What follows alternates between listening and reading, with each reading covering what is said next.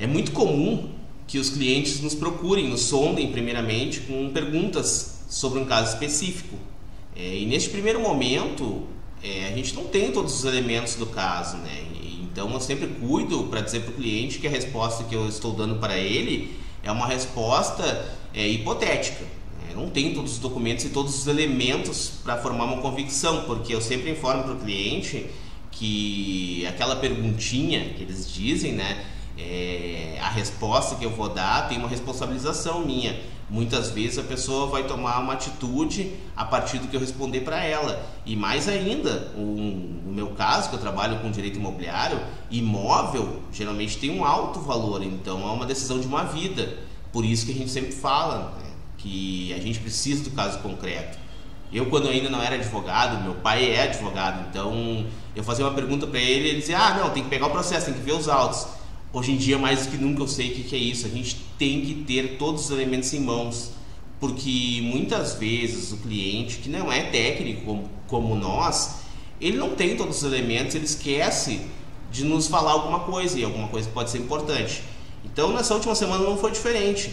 Eu tenho 4 casos, né, que aconteceram e que eles são muito interessantes, porque eles ilustram fases diferentes e possibilidades de atuação que em alguns deles foram tolhidas, né, porque quando chegou até mim já era muito tarde, outras pela própria atitude do cliente e outro que deu certo, né, deu mais certo para o cliente. Então um caso é de uma casa que o cliente fez um contrato muito mal feito, foi muito mal assessorado pela imobiliária.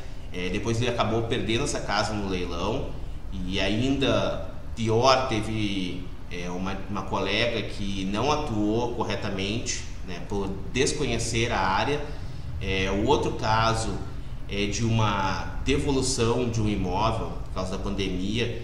Este imóvel comercial tinha muitas benfeitorias e aí o cliente optou no primeiro momento por em que pese o proprietário estar com o advogado já negociando, o cliente quis negociar diretamente com o advogado e no fim ele saiu bastante prejudicado.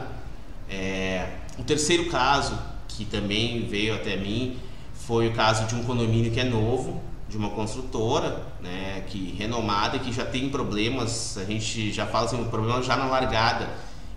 A construtora, é evidente, atribui esses problemas à força maior e tudo mais. E aí a gente vê as questões de condomínio, que muitas vezes o condomínio não quer gastar, né, com serviço técnico, não apenas de advogado, mas serviço técnico de engenheiro neste caso.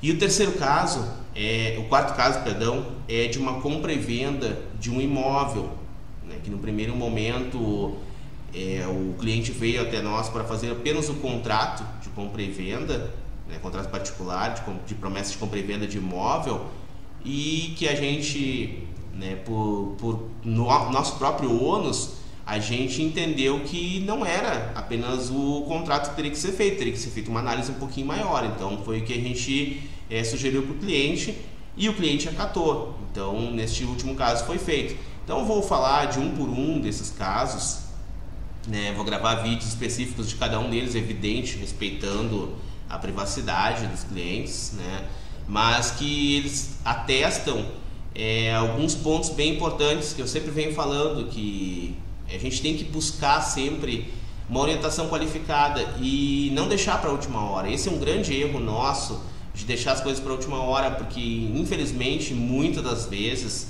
o que acontece é que a gente fica de mãos atadas e o prejuízo é muito grande para as pessoas.